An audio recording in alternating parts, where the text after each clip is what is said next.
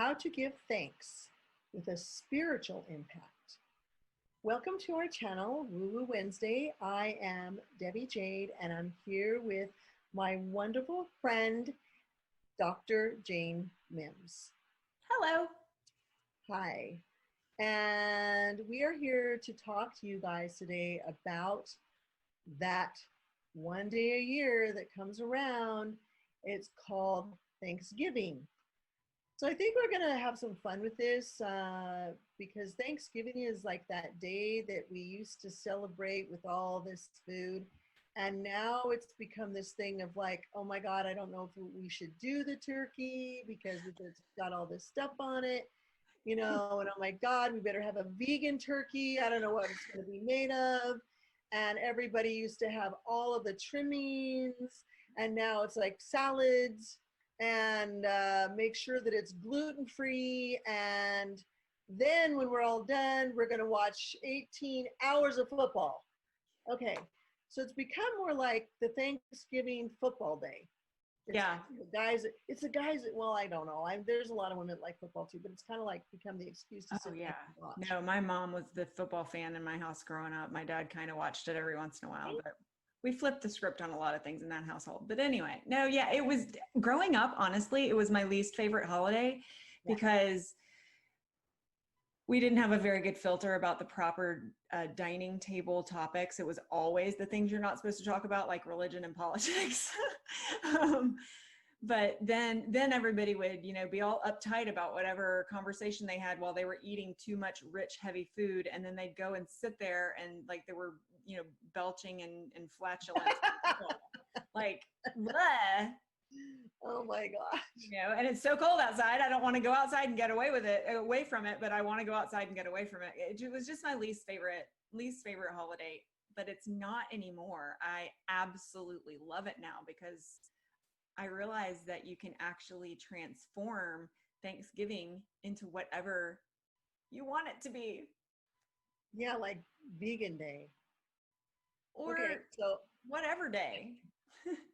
So once upon a time, a long time ago, I don't even think they really share this in school anymore because we're so diverse that they really kind of shoved this out the door. But when Jane and I were growing up, it really was it had something to do with historical means.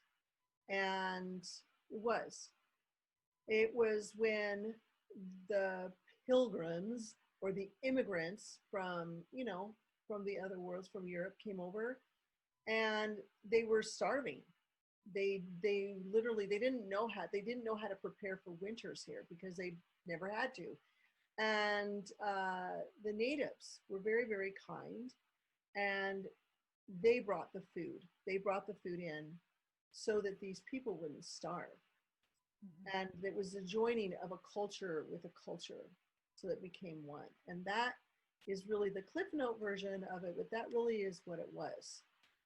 And so as time has gone on, we then did the traditional, this is the family, that's the family. Then it came to the point of, I think that so many years ago, it's like, oh my God, I don't want to see my mother.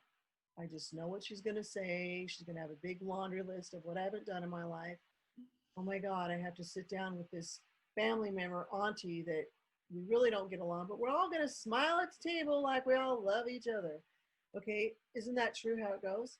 It is. And so I would tell people, if your Thanksgiving is really about a gift, like what are we bringing to the table to gift one another?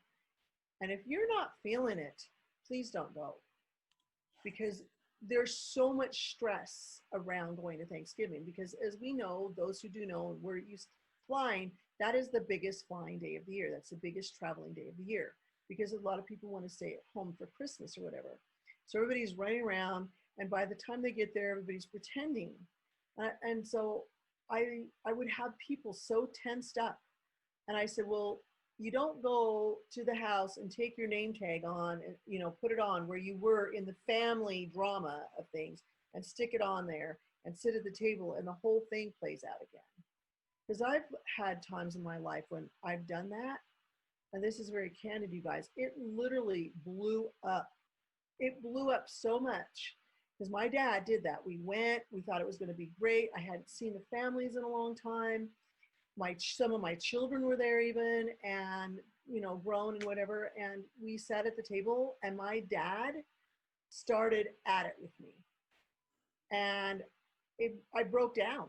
I really broke down, and we had a huge, you know, argument. Because I was begging him, what is wrong with me? Why don't you care about me? Why don't you like me? And he literally turned his back on me and said, you don't do anything right, which is typical of what he would say. And it so freaked out the other members of the family, and an uncle I hadn't seen for years, and my brother I hadn't seen for years. Nobody talked to me for years after that because I was the crazy head. And I'm like, I'm just not going to go anymore again. So what did I do? I just decided not to have Thanksgiving anymore. It was such a black mark on my life that I just decided to have Chinese food, go to the movies all day. Awesome. And if it means spend time by myself because my kids are going to this family, or everybody else is still getting together, but I'm over here, that's really what I did. And I made it kind of my own little Thanksgiving day. Yeah. And then I got ready for big shopping day next day. Yeah. Before they turned it onto the internet. That's what I did. I did that too. I turned it in. I call it my orphan day. And anybody who's in my area who doesn't have family and isn't traveling or whatever, I'm like, just, let me cook. And last year, just after Thanksgiving, a friend of mine from Ireland said, I just would love to experience an American Thanksgiving. I'm like, come to the States. I will cook Thanksgiving for you. And then I invited Jade to come. And then I invited a bunch of our other friends, and everybody was like, seriously, you're going to host all of us? And I'm like, yes. Let's just have it be a celebration of differences and eat good food, good food, and just enjoy and be and do whatever we end up doing. And so, you can create it for yourself. And then when you're not pretending to fit in that grid of what Thanksgiving is supposed to be, the turkey and the dressing and the whatever else and the cornucopia and the this and the that and the football, when you're not trying to squeeze yourself into that template, it feels so freeing. It's like taking off clothes that are a little too tight. Like you just can't wait to get that thing off because it just doesn't feel right. It feels really freeing, and then you can create your own. And the thing that I want everybody to know is there's no wrong way to do it. The only wrong way to do it is to forget that you have a say in it. Mm-hmm. Mm-hmm. So let's kind of recap for a little bit. So let's go back to traditions. What you had a tradition, you grew up with it, you liked it, okay, and it's not fitting into what you're doing as an adult now. Right. So the first thing is push all of that. It's the past. It is what it is. And even when I told that story, I could still feel some little marks from it. And it's like, yeah, you know what? Doesn't matter. So push that aside. Secondarily, because it's such a big thing for, especially I would say Americans, like, okay, we got to do this because then we get to go shopping. We get to watch the football. Erase. Put down an intent right now. How do I want that to look for myself? This is the event. How do I want it to look? What is the perfect outcome going to be? I want to have peace. I want to just connect with friends. I want, what I want. It's like, what do you want in your heart? What do I want to be thankful for when this is all said and done? And in the middle is obviously your response. What are you going to put in there? What is your reaction? It's not going to be a reaction though. It's going to be, how do I want to respond to that? So, envision what you would like. If you don't want to be with a family, call them, FaceTime them, do whatever.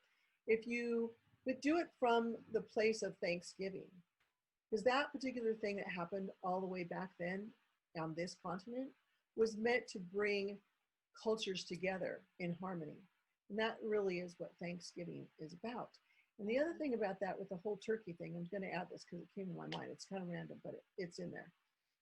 The turkey was considered a very valuable bird to the natives. It meant that it was a a gift giving. You won the lottery. This is the biggest gift that we can give you of a bird, you know, that we will want to share with you. So that's why that was brought to the table along with other animals. But that was the essence of it. So that's why Ben Franklin wanted to have that as our national bird, and because it was the bird of gratitude and thanks and all that stood forth for this country originally. A little bit of we piece got of the eagle there. But you said something really fast, but it's so great. I just want to quote you if anybody missed it. Jade just said, think about after it's all done, think about what you want to be grateful for from the event. Mm-hmm. You're predetermining the end. It's so important what she just said. So think about what you want to be grateful for after it's all said and done. Type that into the chat. Tell us now what you're going to be grateful for when it's all said and done. Let us know so we can celebrate with you. And we would love to celebrate with you. So just get on board with us. Have a very, very, very grateful and loving Thanksgiving. We'll be thinking of you. Thank you. Absolutely. Give us a thumbs up, everybody, and subscribe and hit that bell so you'll know next week when Woo Woo Wednesday is back with another video to help you live a life with lower stress, more happiness, and more success. We'll see you then.